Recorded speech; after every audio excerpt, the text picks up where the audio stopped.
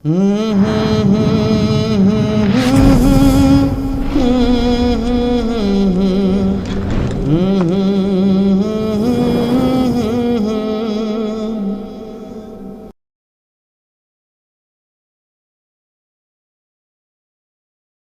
আপনাদের সামনে মূল্যবান তাকরীর পেশ করবেন আমাদের পরম শ্রদ্ধেয় বড় ভাই, আমার মুর্শিদের আস্থাভাজন হযরতুল্লাহ আল্লামা মুফতি মনিরুজ্জামান রব্বানী সাহেব। উনি ওনার মূল্যবান তাকরীর পেশ করবেন। বিসমিল্লাহির রহমানির রহিম। নাহমাদুহু ওয়া নুসাল্লি আলা রাসূলিল কারীম, আম্মা বা'দ। আউযু বিল্লাহি মিনাশ শাইতানির রাজীম। বিসমিল্লাহির রহমানির রহিম। قال الله تعالى في كلامه المجيد: أولئك مع الذين أنعم الله من النبيين والصديقين والشهداء والصالحين وحسن أولئك رفيقا.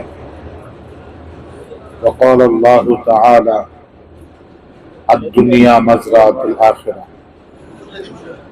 وقال رسول الله صلى الله عليه وسلم: لكل شيء سقالة وسقالة القلوب ذكر الله. أو كما قال عليه الصلاة والسلام. मुअज्जज़ मोहतरम निहायत काबिल एहतराम शेखुल इस्लाम, शेखुल मशाइख, शेखुल हदीस, कुतुबुल अक्ताब, रहनुमाए शरीयत, इमामे मारिफत, আমাদের সকলের পরম শ্রদ্ধেয় দরদি শায়েখ ও মুর্শিদ শায়েখ তালিম ইসলাম বাংলাদেশ এর পক্ষ থেকে আমরা নির্দেশিত হইয়া প্রতি সপ্তাহের বৃহস্পতিবার দিবাগত রাত্রিতে শব গুজারির মাধ্যমে আমরা এই রাতটাকে জিকির, আজকার, হামদ, নাত, তাহাজ্জুদের নামাজ, বিভিন্ন রকমের তাসবিহাত এর মাধ্যমে আমরা এই রাতটাকে উদযাপন করি। তারই ধারাবাহিকতায় কারণ বাজার সিদ্দিকিয়া মুজাহিদ কমিটির উদ্যোগে আয়োজিত এই হালকা ঘরের আজকের সবগুজারি মাহফিলে আল্লাহ রাব্বুল আলামিন আমাদের যাদেরকে উপস্থিত হওয়ার তৌফিক এনায়েত করেছেন, সবাই শুকরিয়া আদায় করি আলহামদুলিল্লাহ।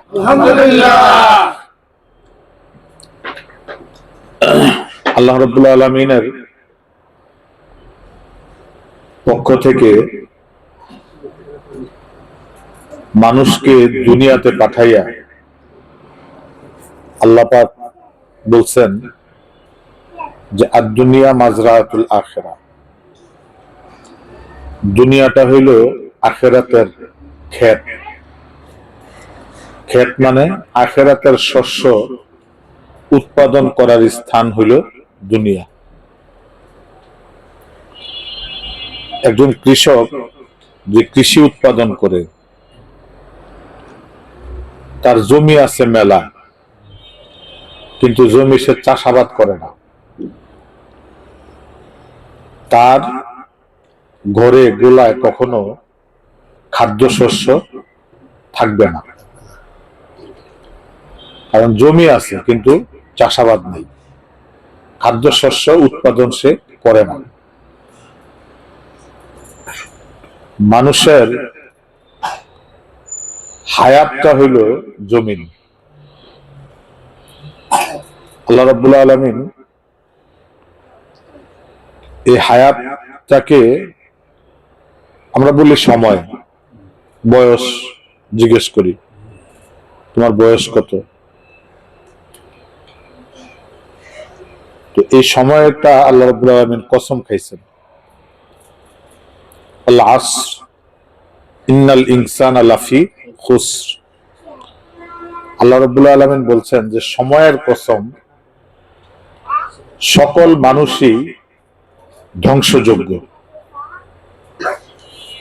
ইন্নাল ইনসানা লাফি খুসর, সকল মানুষ ধ্বংসের পথে। কিন্তু ধ্বংস হবে না তারা, ইল্লাল্লাযিনা আমানু, যারা আমি আল্লাহর উপরে এবং আমার রাসূলের উপরে যারা ঈমান আনছে, তারা ধ্বংস হবে না। আরেকটা কথা আল্লাহর পাক বলছেন, ওয়া আমিলুস সলিহাত, যারা এই হায়াতের মধ্যে ঈমান আনার পরে যারা আমলে সলেহ করছে। আমলে সলেহটা দুই প্রকার। আমরা আমলে সলেহ বলতে বুঝি নেক কাজ। এই নেক কাজটা দুই প্রকার।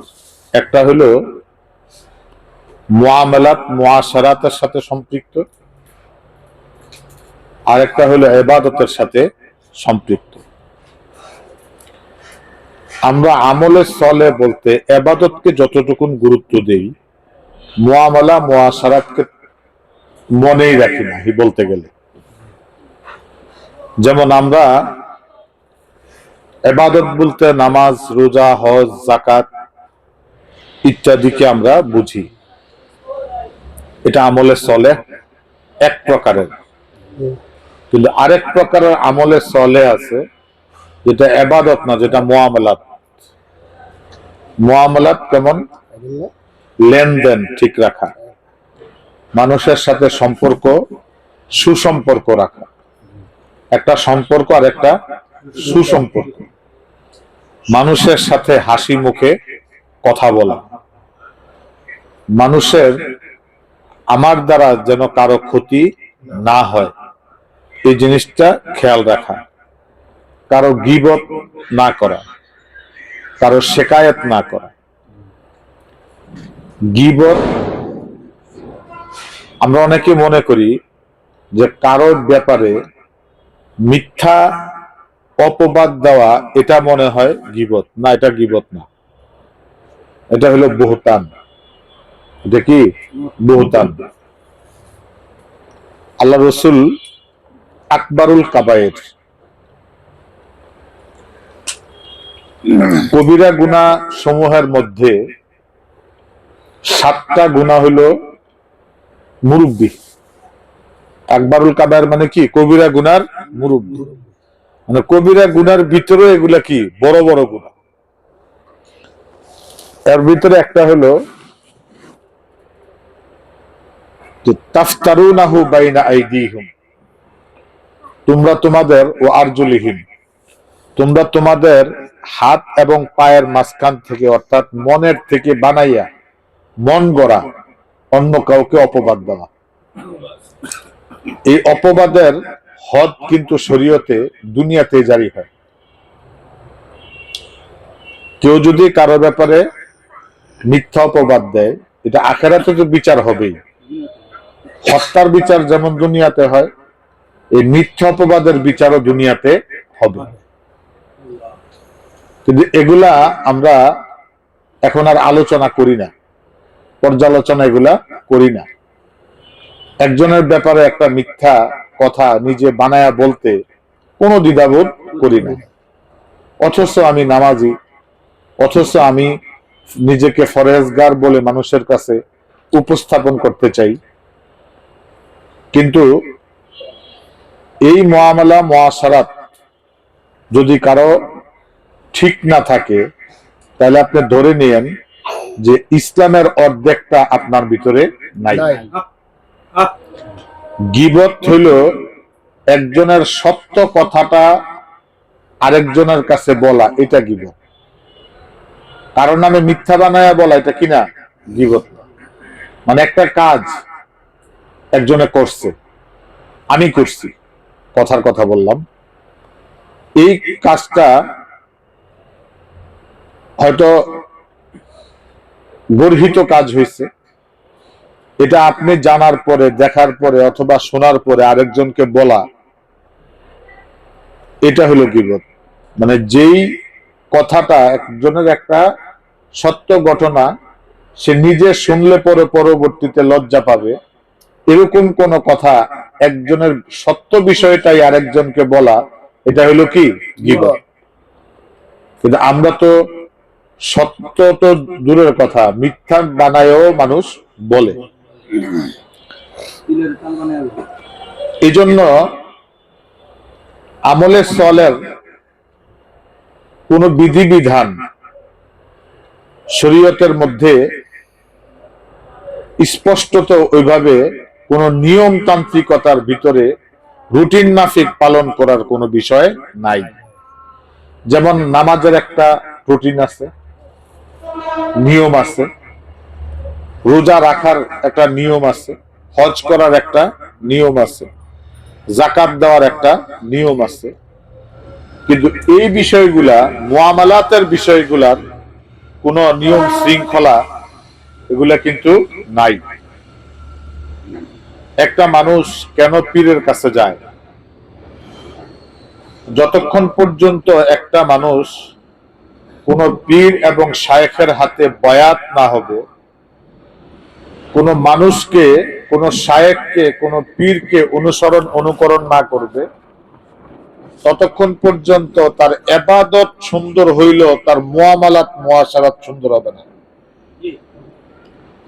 পীর ছাড়া আপনি নামাজ ঠিক করতে পারবেন,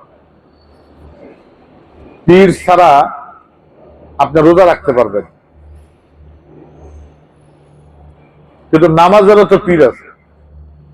আপনি যারা ইমাম মেনে নামাজ পড়তেছেন উনি তো আপনার নামাজের পীর, নামাজও তো পীর ছাড়া হয় না। আপনি যখন নিয়তটা বানলেন কি বললা বানলেন, একটা দায়িত্ব বিহাজাল ইমাম, একজনকে ইমাম মাইনেই তো আপনি নামাজে দাঁড়াইছেন, তাহলে বোঝা গেল ইমাম ছাড়া নামাজ হবে না। তো ইমাম ছাড়া যদি আপনার নামাজই না হয়, তাহলে একটা নামাজি লোকের জিন্দিগি আবার ইমাম ছাড়া চলে কেমন? এই নামাজি লোকের সারা জিন্দিগির একজন ইমাম দরকার।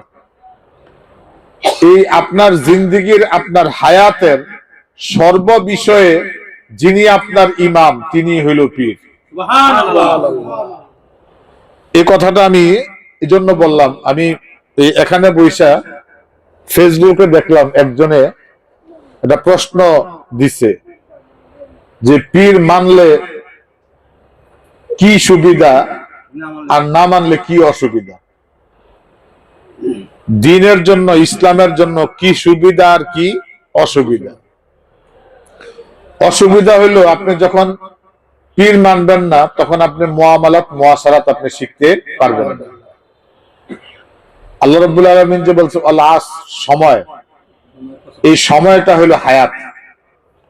আপনার সময় কতটুক, আপনার হায়াত যতটুক আপনার সময়ও ততটুক, আমার হায়াত যতটুক আমার সময়ও ততটুক, প্রত্যেকটা মানুষের হায়াত যতটুক তার সময়ও ততটুক। এই হায়াতটাকে আল্লাহ রাব্বুল আলামিন প্রথমে উল্লেখ করছেন, পুরা বলছেন ইন্নাল ইনসান লাফি খুসর, সকল মানুষ ধ্বংসের দিকে যাচ্ছে। কোন দিকে যাচ্ছে? ধ্বংসের দিকে যাচ্ছে।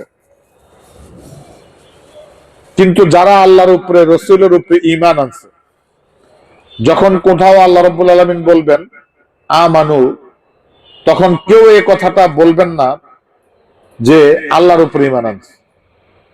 আল্লাহ এবং রাসূল দুইটাই বলতে হবে, আল্লাহ এবং রাসূল। রিসালাতের নাম হইল ঈমান। আমাদের শায়েখ কি বলছেন? আপনার ঈমান কোনটা? মুহাম্মাদুর রাসূলুল্লাহ সাল্লাল্লাহু আলাইহি ওয়াসাল্লাম, এটা হইল ঈমান। আর লা ইলাহা ইল্লাল্লাহ এটা তাওহীদের কালিমা। লা ইলাহা ইল্লাল্লাহ আপনি পড়লেন, তার মানে আপনি তাওহীদবাদী হইলেন, একত্ববাদী হইলেন। শুধু তাওহীদ দিয়া কেউ নাজাতের আশা করতে পারে না। আমার বিবেচনায় ভুল হইলে আপনারা বলবেন, পৃথিবীতে সবচেয়ে বড় তৌহিদবাদী হলো শয়তান। সবচেয়ে বড় তৌহিদবাদী কি? শয়তান। কিভাবে? আল্লাহ রাব্বুল আলামিন যখন বলছেন যে উসজুদু লি আদম, তুমি আদমকে সিজদা করো, শয়তান বলছে যে কপালে তোমারে সিজদা করছি এই কপালে আদমকে সিজদা করতে পারবো না। তাহলে শয়তান কত বড় তৌহিদবাদী, কত বড় একত্বতাবাদী। মানে আল্লাহ আদেশ করার পরেও আল্লাহ ছাড়া কেউ সে অন্য কাউকে সিজদা করবে না। তো যখন আল্লাহ পাক আদম বানাইলেন তখন দুনিয়াতে নবীকে আদম। তাহলে আল্লাহ আদম দুইজনকে যে একসাথে স্বীকার করছে সে হইল আল্লাহর কাছে প্রশংসিত হয়েছে। আর আল্লাহরে স্বীকার করছে, আদমরে অস্বীকার করছে, সে মরদুদ হয়ে গেছে। সে কি? মরদুদ হয়ে গেছে। আল্লাহ পাক তার ব্যাপারে বলে দিচ্ছেন আবা ওয়াস্তাকবারা ওয়া কানা মিনাল কাফিরিন। সে আমার আদমকে সিজদা করতে অস্বীকার করছে। আবা অর্থ কি? অস্বীকার করে। ওয়াস্তাকবারা, সে তার জ্ঞানের, গুণের, এলিমের ফখর করছে। কারণ জ্ঞানে সে কত বড় জ্ঞানী ছিল, মুআল্লিমুল মালাইকা, সব ফেরেশতাদের সর্দার। আবেদ হিসেবে তার মতো বড় আবেদ পৃথিবীর ইতিহাসে আর আসবে না। জমিনের এমন কোন জায়গা নাই শয়তান সিজদা না করছে। তাহলে কত বড় আবেদ সে, এত বড় আবেদ, এত বড় আলেম, শুধুমাত্র আদম রে সিজদা না করার কারণে আল্লাহর হুকুমে বিতাড়িত হয়ে গেছে। তার মানে আল্লাহ রাব্বুল আলামিনের একত্বতাবাদকে অবশ্যই স্বীকার করতে হবে, বিশ্বাস করতে হবে। সাথে সাথে যাকে আল্লাহ রাব্বুল আলামিন যে যুগে নবী বা রাসূল বানায়া পাঠাইছেন ওই যুগের মানুষের উপরে ফরজ ছিল তাদেরকে একত্বতাবাদের পাশাপাশি আল্লাহর প্রেরিত রাসূল এবং নবীকে স্বীকার করা এবং বিশ্বাস করা। সর্বশেষ নবী মুহাম্মদুর রাসূলুল্লাহ সাল্লাল্লাহু আলাইহি ওয়াসাল্লাম, ওনার আগমনের পরে আগের সমস্ত ধর্মগুলো রহিত হয়ে গেছে। এখন যেই ঈমান আনবে তাকে বিশ্বাস করতে হবে আল্লাহ এক, অদ্বিতীয়, আল্লাহর সাথে কোনো শরীক নাই। মুহাম্মদুর রাসূলুল্লাহ সাল্লাল্লাহু আলাইহি সাল্লাম আল্লাহ পাকের পক্ষ থেকে প্রেরিত রাসূল এবং আল্লাহ পাকের নবী। এই দুইটা সাক্ষী দিতে হবে। একটা সাক্ষী দিয়া কখনো ঈমানদার হওয়া যাবে না। একটা হলো রুবুবিয়তের সাক্ষী, আর একটা হলো রিসালাতের সাক্ষী। লা ইলাহা ইল্লাল্লাহু মুহাম্মাদুর রাসূলুল্লাহ সাল্লাল্লাহু আলাইহি ওয়াসাল্লাম।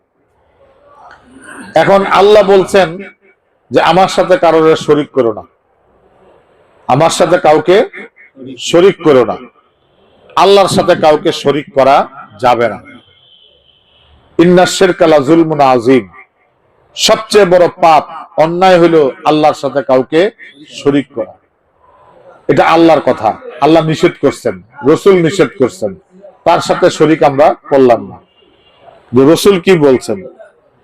রাসূল সাল্লাল্লাহু আলাইহি সাল্লাম বলে গেছেন আলাইকুম বিসুন্নতি ওয়া সুন্নাতুল খুলাফাইর রাশিদিন আল মাহদিয়িন, যে তোমাদের উপরে ওয়াজিব হলো আমার সুন্নত পালন করা, আর আমি যাদেরকে খেলাফতের সিলসিলা রেখে যাব তাদের অনুসরণ করা, তাদের সুন্নতকে পালন করা।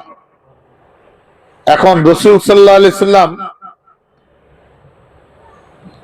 এই খেলাফতের মাধ্যমে যাদেরকে দায়িত্ব রেখে যাবেন তাদেরকে অনুসরণ করার কথা রাসূল নিজেই বলে গেছেন। আল্লাহ পাকও বলছেন কুল আতিউল্লাহ ওয়া আতিউর রাসূল ওয়া উলিল আমরি মিনকুম। তাহলে এখন খেলাফতকে যদি কেউ বিশ্বাস করে তাইলে সে ভেলায়াতকে বিশ্বাস করতে হবে। খেলাফতের নির্যাসটা হলো কি? ভেলায়াত। খেলাফতের নির্যাস কি? বেলায়েত। যেমন আমরা বিস্কুট খাই, সবাই বিস্কুট খাই না? আচ্ছা, বিস্কুট কোন জিনিসটার নাম কোন তো? দিলেন কি চিনি, দিলেন কি আটা বা ময়দা, দিলেন কি সোডা, দিলেন আগুনের ভিতরে, তো বিস্কুট হলো কোনটা? সবটার সমন্বয়ে বিস্কুট, নাম রাখছে কি? বিস্কুট। এখন খেলাফত, খেলাফতের ভিতরে বায়াত আছে, খেলাফতের ভিতরে আত্মশুদ্ধি আছে, খেলাফতের ভিতরে তরিকত আছে, তার খেলাফতের ভিতরে মারেফত আছে, খেলাফতের ভিতরে হাকিকত আছে, খেলাফতের ভিতরে আল্লাহ পাকের জিকির আছে, খেলাফতের ভিতরে সুন্নত আছে, সব মিলে হইল খেলাফত। সব মিলে তার নাম কি? খেলাফত। কিন্তু এখানে যে দায়িত্বটা, সেটার নাম হইল ভেলায়েত। সেটার নাম কি? ভেলায়েত। তাহলে ভেলায়েত যার কাছে থাকবে, খেলাফত তার কাছে থাকবে। এখন খেলাফত আছে, ভেলায়েত আছে, পীর মানলে এমন একজনকে মানতে হবে। অনেকে আছে আল্লাহর ওলি, কিন্তু খেলাফত নেই। আল্লাহর কি? ওলি। কয় কি? কয় আমার উমক খুব বড় আল্লাহর ওলি, ঠিক আছে, কিন্তু তালাশ করলে দেখা যায় যে ওই তারের লগে কি নাই? জয়েন নেই। উনি বড় ওলি কিন্তু খলিফা না। তারে মান আমার জন্য জরুরি না। তারে মান আমার জন্য কি জরুরি না? আমার জন্য জরুরি হলো তাকে ফলো করা, তাকে মানা, তাকে আদর্শ বানানো, যার কাছে আল্লাহ রসুলের কি আছে? খেলাফত আছে। খেলাফত নাই এমন কাউকে যদি আপনি মুরব্বী মানেন, বা এমন কাউকে যদি আপনি রাহবার বানান, তাইলে আপনি পথ হারানোর সম্ভাবনা থাকতে পারে। পথ হারানোর সম্ভাবনা থাকতে পারে যদি খেলাফত ছাড়া কাউকে আপনি কি বানান? রাহবার বানান। খেলাফত ছাড়া যদি কাউকে আপনার ইমাম বানান, তাইলে আপনি পথ হারাবেন। এই জন্য আল্লাহ রাব্বুল আলামিন যে বলছেন আল্লাহ, এই অর্থ সূর্য উঠবে অস্ত যাবে, চন্দ্র উঠবে অস্ত যাবে, এই সময় না, আপনার হায়াতের কথা আল্লাহ পাক বলছেন। আল্লাহ মানে কি? সময়ের কসম, আপনার হায়াতের কসম আল্লাহ পাক আপনাকে বলতেছেন যে তুমি হায়াত পাইলা মানুষ, কিন্তু আমার উপরে, আমার রসুলের উপরে ঈমান আনতে পারলা না, তুমি ধ্বংসযোগ্য, তুমি ধ্বংসের পথে আছো। ঈমান আনছো কিন্তু আমলে সলে করতে পারলা না, তুমিও ধ্বংসযোগ্য। আল্লাহ রসুল বলছেন আলা কুল্লুহুম হালকা ইল্লাল আলিমুন, আল আলিমুনা কুল্লুহুম হালকা ইল্লাল আবিদুন, আল আবিদুনা কুল্লুহুম হালকা ইল্লাল মুখলিসুন, আল মুখলিসুনা আলা খাতারিন আযীম।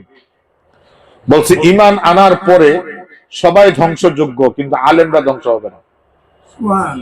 আবার আলেমরাও ধ্বংসযোগ্য, এর ভিতরে যাদের ইবাদত নাই, আলেম ঠিক আছে কিন্তু আমল নাই, সেও ধ্বংসযোগ্য। বলছে আলেম হইছে, আবেদ হইছে, তারপরও ধ্বংসযোগ্য যদি তার ভিতরে খুলুসিয়ত না থাকে। খুলুসিয়ত মানে কি? আল্লাহর জন্য করা। যে কোনো কাজ আমি কার জন্য করব? আল্লাহর জন্য করব, লিওয়াজহিল্লাহ। আমরা যখন নামাজে দাঁড়াই কি বলি? ইন্নী ওয়াজ্জাহতু ওয়াজহিয়া লিল্লাযী ফাতারাস সামাওয়াতি ওয়াল আরদ। তারপরে কি? হানিফা ওয়া মা আনা মিনাল মুশরিকিন, মানে আমি মুশরিকের অন্তর্ভুক্ত না, আমি মুশরিকের কাতার থেকে বের হয়ে গেলাম। এই যে কথাটা, আল্লাহর দিকে আমি মুতাওয়াজ্জু হইলাম, ইন্নী ওয়াজ্জাহতু মানে আমি কি হইলাম? মুতাওয়াজ্জু হইলাম। এই মুতাওয়াজ্জু হওয়ার মানে আমার দুনিয়ার সকল গোর ফিকির, চিন্তা ভাবনা সবকিছু বাদ। এখন আমি আর আমার মালিক। এখন কয়জন? আমি আর আমার মালিক। মালিকের সামনে গোলাম যেভাবে দাঁড়ায়, মুনিবের সামনে গোলাম যেভাবে দাঁড়ায়, নামাজে সেভাবেই দাঁড়াইতে হবে। এখন আপনি আবেদ হইলেন, কিন্তু আপনার ভিতরে খুলুসিয়ত নাই, ইখলাস নাই, লিল্লাহিয়ত নাই, তাইলে আপনিও ধ্বংসযোগ্য, ধ্বংসের মধ্যে আছেন। তাইলে আমরা স্তর বাই স্তর যদি আমরা চিন্তা করি, তাহলে সমাজের প্রত্যেকটা সেক্টরই ধ্বংসযোগ্য, কিন্তু এই ধ্বংসযোগ্যতা থেকে আমাদেরকে রক্ষা করতে পারে একজন, যার সম্পর্কে আল্লাহ নিজে বলছেন ওয়ামান ইউদলিল ফালান তাজিদ লাহু ওয়ালিয়াম মুরশিদা। আমি যাকে ধ্বংস করে দিব তার সব থাকার পরেও তাকে আমি মুর্শিদ নসিবে জুটাবো না। আর সব আছে, পাশাপাশি মুর্শিদ আছে, সেই কামিয়াব। সব আছে মুর্শিদ নাই, সে ধ্বংসযোগ্য। আর সব আছে মুর্শিদ আছে, সে সফল কাম হবে। قد أفلح المؤمنون الذين هم في صلاتهم خاشعون।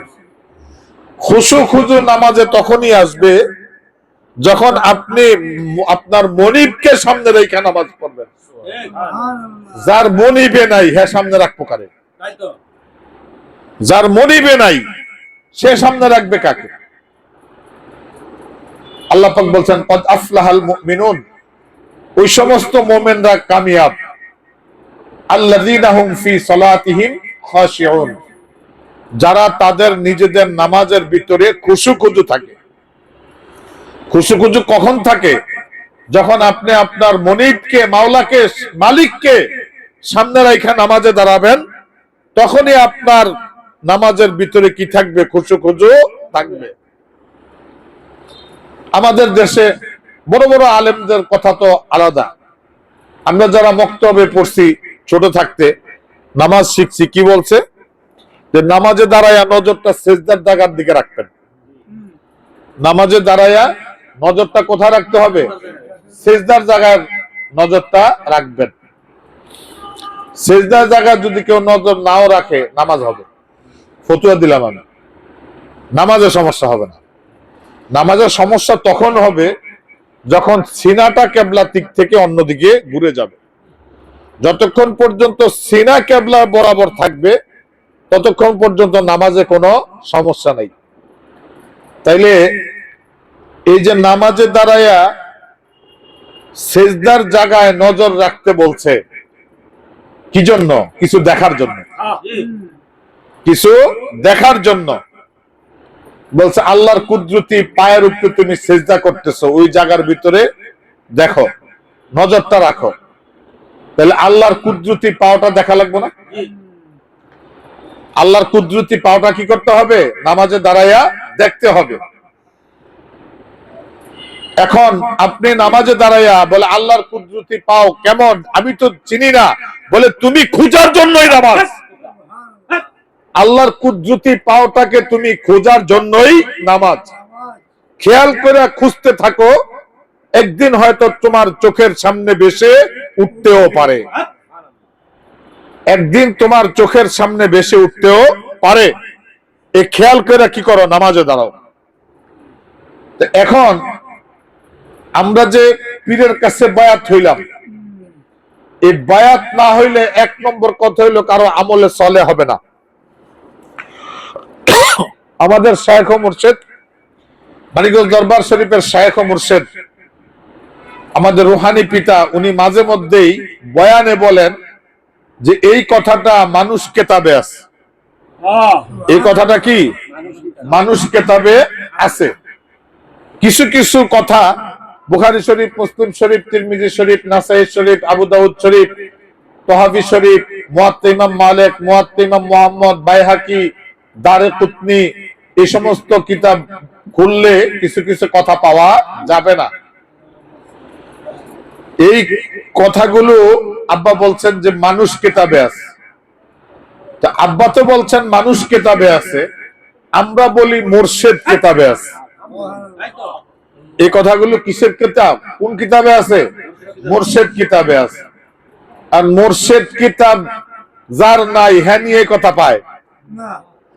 মুর্শিদ কিতাব যার নাই সে কি এই কথা পাবে? না পারলে সে মানবে কি করে? এই জন্য মুর্শিদ শুধু একজন মানুষ না, মুর্শিদ একটা কিতাবের নামও। ওই বাংলাদেশের মানুষ শুনেন, মুর্শিদ শুধু একজন মানুষ না, মুর্শিদ একটা কিতাবের নামও। কি মুর্শিদ? যেই জ্ঞান কোন কিতাবে নাই সেই জ্ঞান মুর্শিদ কিতাবে আছে।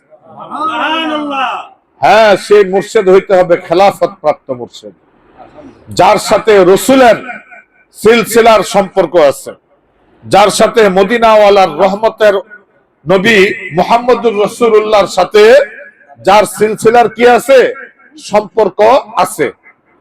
যদি মদিনাওয়ালার সাথে খেলাফতের সিলসিলা না থাকে, তাহলে আপনি যা আমিও তা, আপনি যা আমিও তা।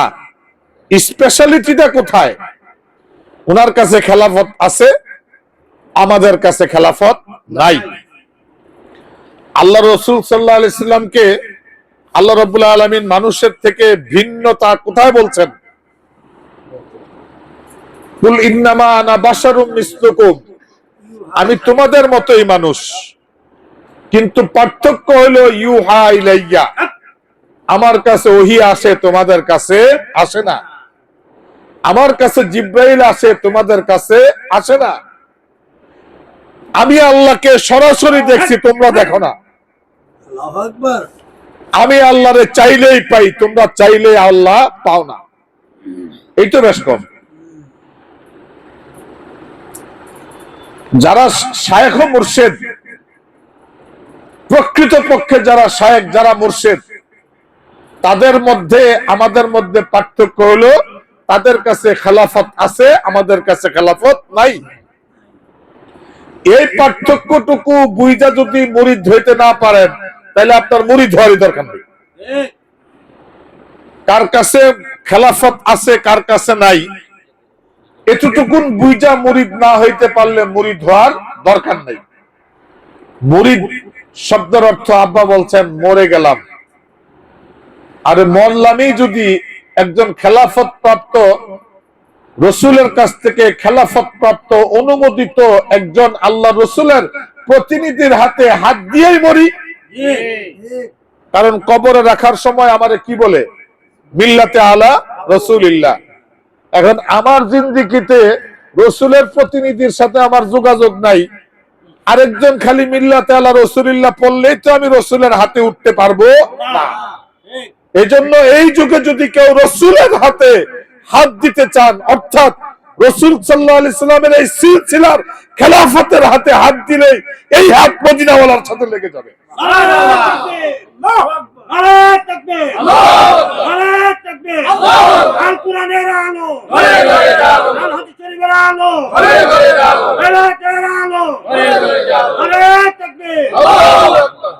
মানব কোরআন, মানব কোরআন শরীফ, হাদিস শরীফ, তার নাম মানিকগঞ্জ দরবার শরীফ।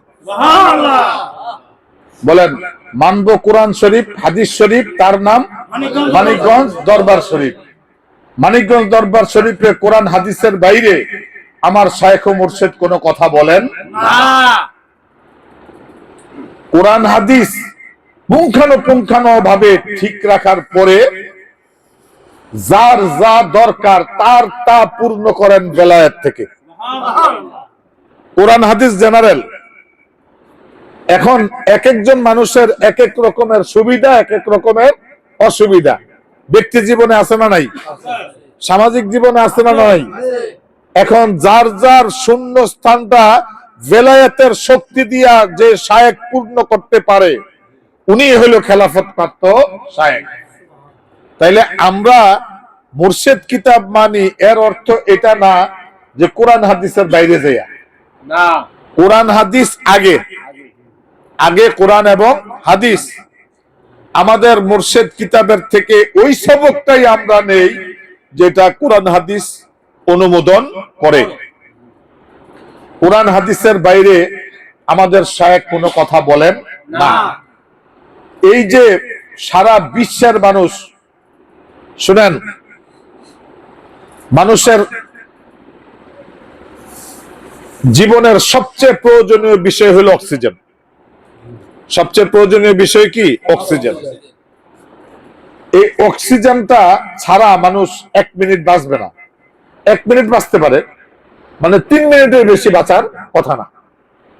1, 1.5, 2 মিনিট হয়তো কোথায় কাতায় চাপা চুপা দৌড়া যাইতে পারে কোন রকম, কিন্তু 3 মিনিটের বেশি কোনো মানুষ বাঁচার কথা না। আল্লাহ রাব্বুল আলামিন এই অক্সিজেনটা মানুষকে এত সহজ করে দিছে যে এটা কোনখান থেকে জগ দিয়া মগ দিয়া বালতি দিয়া পুরাই আনন লাগে না। মানে একদম বন্দার নাকের গোড়ায় আল্লাহ নিজ দায়িত্বে অক্সিজেন পৌঁছাইয়া দেয়। কথা বুঝে আসছে? আল্লাহ পাক নিজ দায়িত্বে অক্সিজেনটা নাকের গোড়ায় পৌঁছাইয়া দেয়, কারণ এটা মানুষের জীবনের জন্য সবচেয়ে বেশি প্রয়োজন। এই ওয়াজ আরেকদিন কম, অক্সিজেনের ওয়াজ। এখন আমি যেটা বলতে চাইছি ওটাতে যাই। দ্বিতীয় নম্বর প্রয়োজন হইল কিসের? পানির। দ্বিতীয় নম্বরে প্রয়োজন হইল পানির। পানির অপর নাম জীবন। পানির অপর নাম কি? জীবন। এই কথাটা আমরা সবাই জানি তো। আচ্ছা, এই অক্সিজেন এর অপর নাম জীবন হইল না কেন? ওটা তো বেশি দরকার, কিন্তু পানির অপর নাম জীবন, এটা নাম হইল কেন? এটার নাম কি জানেন কেন হয়েছে? অক্সিজেনটা হইল আল্লাহ প্রদত্ত। অক্সিজেনটা কি? আল্লাহ প্রদত্ত। এটার প্রয়োজনীয়তা অনুভব করলে পরে আপনার দরকার, বিষয়টা এরকম না। এটা আপনার সার্বক্ষণিক দরকার। এটাই জীবন। অক্সিজেনটাই কি? জীবন। কিন্তু এটাকে সুরক্ষিত রাখতে হইলে দরকার হইল পানির। এই পানির অপর নাম জীবন। এখন আমরা পানি বালতি দিয়া মগ দিয়া, এক সময় মানুষ খালের পানি খেয়ে বাঁচছে না? আমরা যারা চাঁদপুর কুমিল্লা অঞ্চলের মানুষ, আমি নিজে দেখছি যে মানুষ খালের পানি খাইত, এরপরে পুকুরের পানি খাইত, তারপরে আসলো টিউবওয়েল, এরপরে মানুষ টিউবওয়েলের পানি খাওয়া শুরু করছে। দেখা গেছে যে 10 গ্রামের ভিতরে একটা টিউবওয়েল। হাইরে রোজার দিন আইলে 2 মাইল 2.5 মাইল দূর থেকে এক জগ পানি নেওয়ার জন্য আসতো। আচ্ছা, 10 গ্রামে যখন একটা টিউবওয়েল, তখন কত পার্সেন্ট মানুষ টিউবওয়েলের পানি খাইতে পারছে? কত পারে নাই। ম্যাক্সিমাম মানুষ পুকুরের পানি খাইছে, খালের পানি খাইছে। এই টিউবওয়েল যখন অ্যাভেলেবেল হইলো, তখন তার আপগ্রেড হইলো আর্সেনিক মুক্ত টিউবওয়েল। এখন দেখা গেছে যে 1-2 গ্রামের ভিতরে একটা আর্সেনিক মুক্ত কি আছে? টিউবওয়েল আছে। টিউবওয়েল সব বাড়িতে আছে, আর্সেনিক মুক্ত টিউবওয়েল আছে গ্রামে একটা, খুব কম। এইভাবে আপগ্রেড হয়েছে। যখন খেলাফত প্রাপ্ত পীরের সন্ধান কেউ না পায়, আপনি খালের পানি খেয়ে জীবন বাঁচান, আমাদের কোনো আপত্তি নেই। আপনি পুকুরের পানি খান, আমার কোনো আপত্তি নাই। টিউবওয়েলের পানি আপনি খান, বাড়িতে টিউবওয়েল গাড়া লইছেন, কোনো সমস্যা নাই। কিন্তু আর্সেনিক মুক্ত টিউবওয়েলের পানি খাইতে হইলে যেখানে আর্সেনিক মুক্ত টিউবওয়েল আছে ওখানে যাইতে হবে। মানিকগঞ্জ দরবার শরীফের বিশ্ব ইজতেমার মধ্য দিয়ে আমার সাহেব বিশ্ববাসীকে বলেছেন যে অনেক জায়গায় নাম কে হস্তে আল্লাহর ওলি থাকতে পারে, কিন্তু আর্সেনিক মুক্ত খেলাফত আমার কাছে।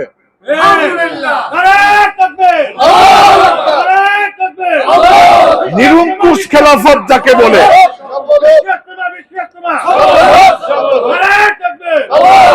নিরঙ্কুশ খেলাফত যাকে বলে, সেটা আমার কাছে। আমি তোমার জন্য ইজতেমার আয়োজন করছি, বিশ্ববাসীর জন্য আয়োজন করছি, বসার ব্যবস্থা করছি, শোয়ার ব্যবস্থা করছি, ওযুর ব্যবস্থা করছি, ইস্তেনজার ব্যবস্থা করছি। যদি তোমার নসিবে নিরঙ্কুশ পীর থাকে, আল্লাহ রসুলের সাথে ডাইরেক্ট মোহাব্বত করার যোগ্যতা তুমি থাকে, তাহলে তোমার রাডারে ধরা পড়বে যে মানিকগঞ্জ বিশ্ব ইজতেমা আসতেই হবে। আর না হইলে খেলাফতের বাতির আলো তুমি দেখবা।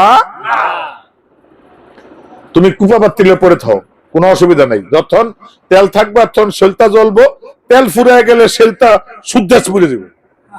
তুমি ওইখানে থাকো, আমাদের কোনো সমস্যা না, আপত্তি নাই। কিন্তু তুমি যদি মদিনাওয়ালার ফোকাসে নূরের আলোতে আসতে চাও, তাহলে মানিকগঞ্জ দরবার শরীফের বিশ্ব ইজতেমায় মানিকগঞ্জের শায়েখের কাছে আসতে হবে। সুতরাং এই মাসের আর মাত্র কয়েকদিন পরে 24, 25, 26 তারিখ আমার শায়েখ ও মুর্শিদ, মানিকগঞ্জ দরবার শরীফের শায়েখ ও মুর্শিদ, আমার মাওলা ও আকা এই বিশ্ব ইজতেমার ডাক দিয়েছেন। সারা বিশ্বের মানুষকে দল মত জাতি ধর্ম বর্ণ নির্বিশেষে সকলেই ওখানে যাবেন। সকলের জন্য আয়োজন আছে, সকলের জন্য ব্যবস্থা আছে, সকল ধর্মের আলোচনা হবে। সর্বশেষ ইসলামের প্রাধান্য আমার শায়েখ বিশ্ববাসীর সামনে তুলে ধরবেন। আল্লাহ রাব্বুল আলামিন বলছেন, ইন্নাদ-দীনা ইনদাল্লাহিল ইসলাম, আল্লাহর কাছে মনোনীত ধর্ম হলো ইসলাম। এই আল্লাহ পাকের কাছে ইসলাম মনোনীত ধর্ম। এই ধর্মের শ্রেষ্ঠত্ব কোথায়, কিভাবে অন্য ধর্মের উপরে, সেটাই তুলে ধরবেন আমার শায়েখ 24, 25, 26 তারিখের বিশ্ব ইজতেমায়। সকলের প্রতি দাওয়াত রইল। আমরা ইনশাআল্লাহ সকলে এই বিশ্ব ইজতেমায় আমরা উপস্থিত হব এবং বিশ্ব ইজতেমায় উপস্থিত হওয়ার পরে সকলের কাছে আমার একটা অনুরোধ, আপনি তখনই বিশ্ব ইজতেমার সুফল পাবেন যখন আব্বা হুজুর যখন বয়ান করেন, ততক্ষণ আপনি অন্য কোন শোগলে যেন আপনি না থাকেন। অন্তত পক্ষে আব্বা জোহরের পরে, আসরের পরে, মাগরিবের পরে, সাধারণত এশারের পরে কখনো বসেন কখনো বসেন না। আব্বা যখনই বয়ান করবেন, যখনই আসবেন, এই 3 দিনের আব্বার আলোচনাটা যদি পরিপূর্ণভাবে কেউ 2 কানে শুনতে পারেন, আমার বিশ্বাস আপনার কানে আর কোনোদিন শয়তান ওয়াসওয়াসা দিতে পারবে না। আপনি যদি আপনার শায়েখকে দিয়ে কান ভর্তি করে রাখেন, আপনি যদি আপনার শায়েখকে দিয়ে মন ভর্তি করে রাখেন, তাহলে শয়তান আসবে কোন জায়গায়? জায়গাই তো নেই। কলবের ভিতরে আপন মুর্শিদকে পাহারাদার বানান, যাতে আপনার কলবে শয়তান ঢুকতে না পারে। আপন মুর্শিদের কথাগুলো চোখের কানের ভিতরে রাখেন, যাতে আপনার ভিতরে শয়তান কোনো ওয়াসওয়াসা দিতে না পারে। আপন শায়েখের চেহারাটা আপনার চোখের সামনে রাখেন, শায়েখকে চোখের পুতুলি বানায় রাখেন, শয়তান কখনো আপনার চোখকে ধোঁকা দিতে পারবে না। এই কাজগুলো যেন আমরা বিশ্ব ইজতেমায় যায় করি। আব্বার কথাগুলো মনোযোগ দিয়ে শুনবো, মন ভরে যতক্ষণ সম্ভব যতটুকু সুযোগ পাই আব্বার চেহারা দেখব। কারণ পীরের চেহারাতেও ফয়েজ আছে, কলবেও ফয়েজ আছে, জবানেও ফয়েজ আছে। এই 3টা ফয়েজ যেন আমরা বিশ্ব ইজতেমা থেকে নিয়ে আসতে পারি।